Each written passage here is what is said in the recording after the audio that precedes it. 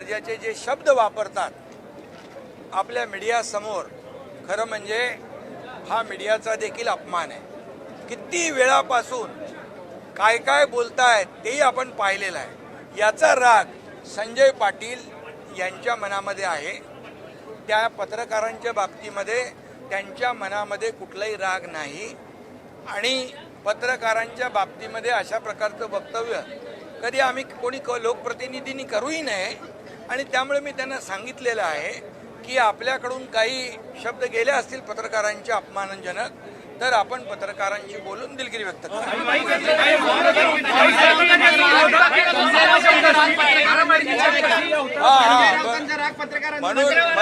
म्हणून मी सांगतो, त्यांनी तशीच भावना व्यक्त केलेली आहे। तर मी आपल्याला एवढंच सांगतो की जे लोक आता संजय दिना पाटील यांनी माझ्याजवळ भावना व्यक्त केल्या, पत्रकारांचा अपमान मला करायचा नव्हता बिलकुल, परंतु जे दररोज त्यांच्या विरोधामध्ये जे वक्तव्य करतायत, त्यांच्या घरातल्या परिवाराच्या बाबतीमध्ये वक्तव्य करतात, हे अतिशय निंदनीय आहे। हे आता कुठली पातळी आहे? किती दिवस तुम्ही बघताय? अगदी 2022 पासून आपण काय भाषा, काय लोक वापरतायत?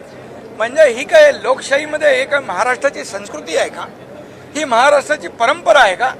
अशा प्रकारे आई बहिणींचा उद्धार करणं, आई बहिणीवरून शिव्या देणं, हे किती आणि पत्रकारांच्या समोर आणि दोन कटी म्हणायचं, अरे काय हे काय? म्हणजे कुठल्या थराला जाऊन तुम्ही ह्या महाराष्ट्रामधली संस्कृती अगदी रसातळाला पोहोचवलेली आहे?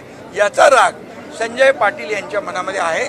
मी पुन्हा एकदा सांगतो, संजय पाटलांनी माझ्याकडे भावना व्यक्त केल्यात, कुठल्याही पत्रकारांचा अपमान मला करायचा नाही आणि त्यांना या बाबतीमध्ये माझ्याकडून काही बोलणं अनावधानाने झालं असेल तर मी बिलकुल दिलगिरी व्यक्त करेन। अशा प्रकारचा माझी आणि त्यांची चर्चा झाली आणि मी स्वतः सांगतो की पत्रकारांच्या बाबतीमध्ये कधीही लोकप्रतिनिधी असेल, आमचा विषय असेल, आपला पक्ष असेल, तर कधी कुठल्याही प्रकारचा अपमान, पत्रकार आणि लोकप्रतिनिधी हे आपण दररोज एक दुसऱ्याला पूरक आहोत। त्यामुळे मी आपल्याला सांगतो, अशा प्रकारची भावना आमच्या कुठल्याही माणसाची नाही।